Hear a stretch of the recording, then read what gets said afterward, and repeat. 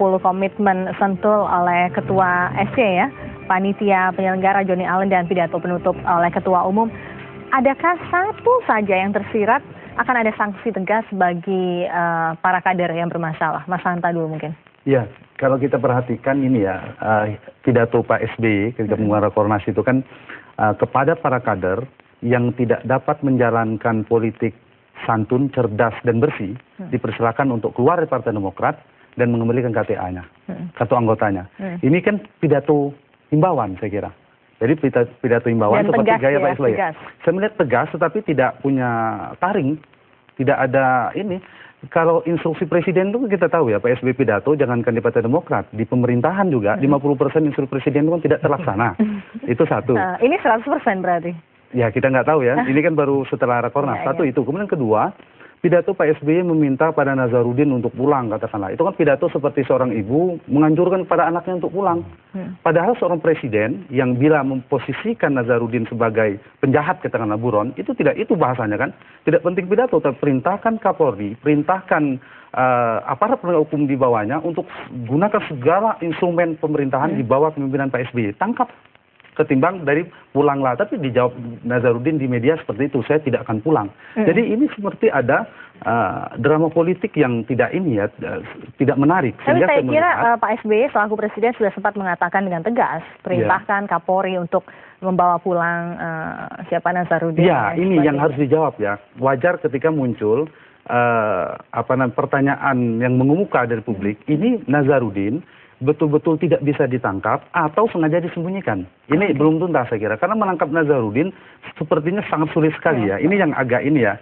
Kita lihat nyanyian-nyanyian Nazarudin itu kan sulit untuk tidak mengatakan bahwa Nazarudin itu tidak bermain tunggal, tidak bermain sendiri. Ada sekelompok atau paduan suara yang ada di belakangnya. Artinya maksud saya ada aktor yang betul-betul memanfaatkan. Apalagi itu sudah dikonfirmasi oleh Mas Anas ya.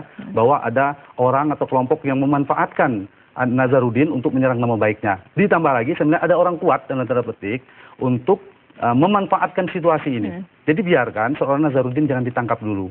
Nah arahnya lagi-lagi saya membaca dugaan ini adalah menyerang Anas Urbaningrum. Jadi Rakornas kemarin boleh kita katakan anti klimaks dalam konteks semangat bersih-bersih partai.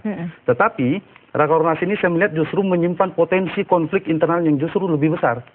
Jadi menuju klimaks sebenarnya. Itu prediksi klimaks saya. Di internal partai, tapi bukan klimaks untuk kebenaran, betul, tapi untuk bersih-bersih barangkali anti klimaks. Pak Ikrar, Anda juga melihatnya seperti itu, bersih-bersih anti klimaks? Ya begini ya, kalau memang mau bersih-bersih gitu ya, itu kan harusnya yang dibersihkan yang di atas dulu. Dan kemudian saya berani mengatakan bahwa tidak ada politisi yang bersih. Kenapa demikian?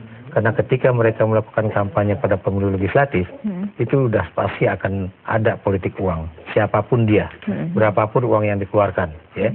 Dan kalau sudah mengatakan ada politik uang, itu bagaimana kemudian kita mengatakan diri kita bersih, ya.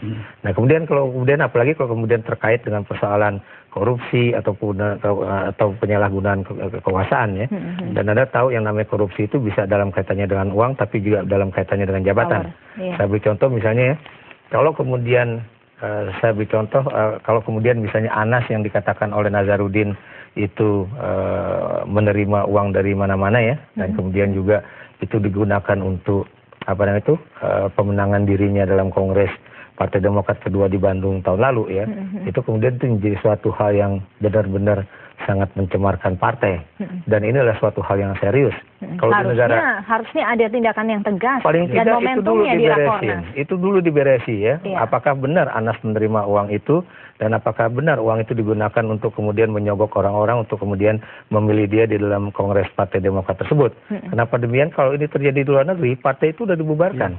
Itu satu. Kedua, kalau ini terjadi pada partainya penguasa itu akan dipertanyakan di dalam parlemen itu ya. Apa benar itu terjadi, dan itu bisa terjadi impeachment. Dan itu yang menurut saya hal-hal yang memang sangat krusial dalam Partai Demokrat. Makanya saya tidak heran kalau kemudian di dalam Rakornas kemarin ya, itu posisi Anas sudah dikutik-kutik. Cuma yang saya heran juga kenapa kok posisi bendahara umum juga tidak diisi kan, kan? Jadi saya melihat bahwa SBY takut sekali Anas itu benar-benar diganti melalui melalui Rakornas ini, ataupun KLB ya, Iya. apalagi KLB itu suatu hal yang hampir-hampir tidak mungkin, kecuali kalau memang ada bukti yang akhirnya nanti Anas akan masuk ke dalam satu proses hukum ya. Tapi kalau sekarang masih terjadi seperti ini ya, yang jelas dengan posisi Anas yang begitu lemah, SBY masih bisa memainkan Anas. Ya. Kedua, dengan tidak adanya KLB itu berarti posisi SBY sendiri juga aman, karena Anda tahu sekali Anas kemudian itu ingin digoyang melalui KLB itu kan sama juga misalnya seperti sidang istimewa MPR, dan itu juga takutan SBY nanti apa yang terjadi dalam Partai Demokrat itu berkembang ke dalam satu sistem politik nasional yang kemudian memungkinkan MPR melakukan sidang istimewa buat menipis dia. Oke, menarik sekali. Nanti kita akan lanjutkan usai jeda berikut ini. Pemirsa, tetaplah di Suara Anda.